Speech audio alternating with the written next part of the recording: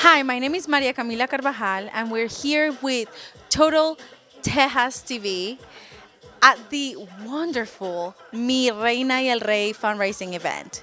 We're here with, DJ Baby Roo. and who are you and what do you do?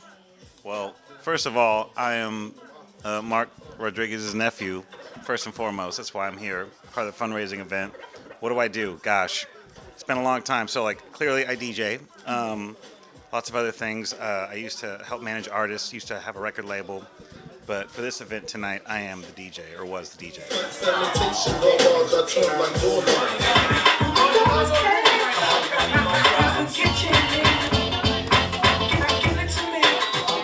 I guess in the very early 80s when everyone started breakdancing, I couldn't dance, right? So I had to figure something out, right? And I was naturally drawn to music, so it just sort of aligned with who I am as a person, right? And my abilities to go towards the musical side.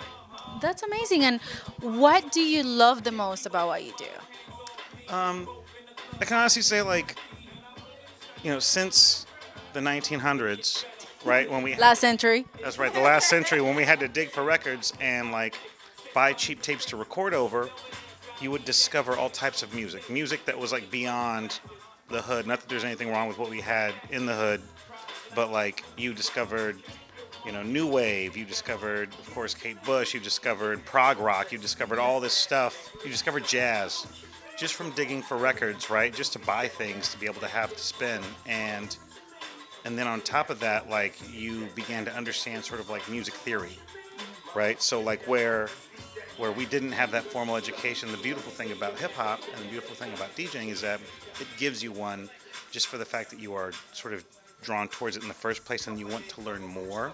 So it's a habitual thing. It feeds itself, right? And then you end up with this large musical knowledge. And that's how you can read the crowd when you're a DJ to then make people dance, right? But you have to listen to everything. If you don't listen to everything, then you're not servicing yourself to be able to service everybody else when it comes to the club, right? Or the party or the whatever it is. Because folks might always want to hear hip hop. They might want to hear Depeche Mode. They might want to hear Janet Jackson. They might want to hear something else, right? They might want to span decades because you have young people and old people or older folks in the crowd, right? How do you get them all to dance together? Especially here in Houston, that is so diverse, right? So you mentioned hip hop, jazz, but also salsa, reggaeton, merengue, right? I mean, that's a given. That's a given, right? We're all Mexicanos, so that's just the way it goes, right? That's sort of baked in.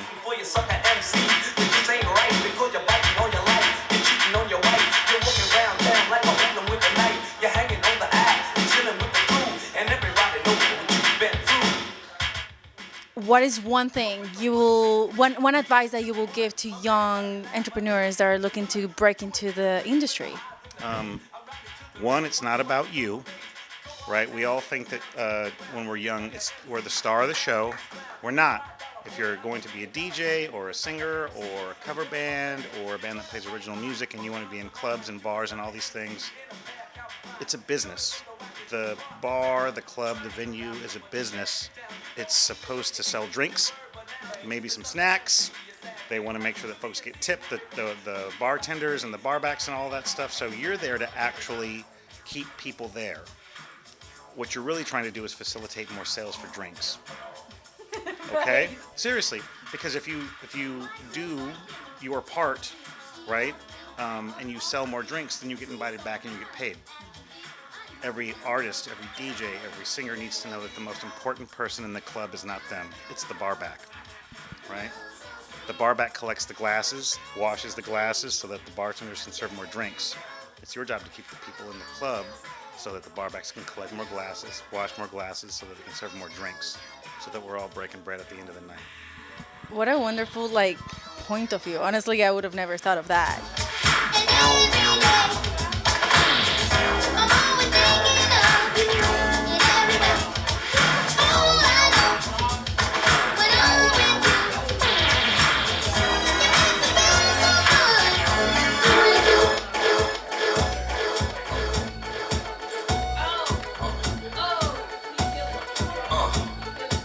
Let's go into the cliche questions. What's your favorite genre in the club or to play, and what is your favorite genre at home? So in the club, for me, it's always been hip hop, right? It's like because I was raised in the house party, right? I was raised in the backyard with a DJ, and there's one keg, and everyone's just sort of vibing out to that. So that to me, I always turn wherever I'm at. I try to bring that vibe, right? The house party. So that to me is easy to do in the club. At the house, if it's just me, it can be anything. It can be shoegaze, it can be jazz, uh, lots of sad girl music, emo, you know? Avril Lavigne. No, that's too early. Yeah, a little bit deeper cuts than that.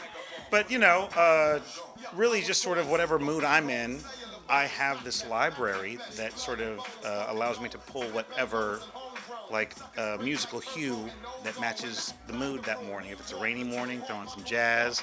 If it's a sunny morning, throw on something up tempo, right?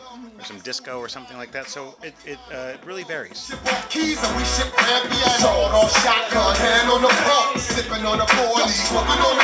Before we go where we can find you, I want you to explain what a disco or what a record player or what a record is to our newer generations. Gotcha. So the DJ means disc jockey, right? So you would pull the record or the disc out of the sleeve and put it on the turntable, and you would adjust the pitch manually. You would listen with two ears, one of what's playing in the club and then one what you're queuing up.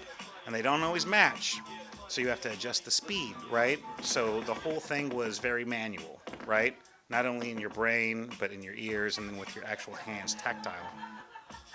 And I understand technology allows for things to be a little bit easier, which is good, but that also created a level of entry where you really had to try, you had to earn it, right? You had to buy the records, you had to buy the equipment, you had to make sure everything sounded good. And what I think people have lost sight of is that it has to sound good. MP3s and YouTube rips and all that doesn't actually service what you're trying to do. Imagine you being on the other end in the club, and if it sounds harsh and loud and everything, then you're not able to have a good time.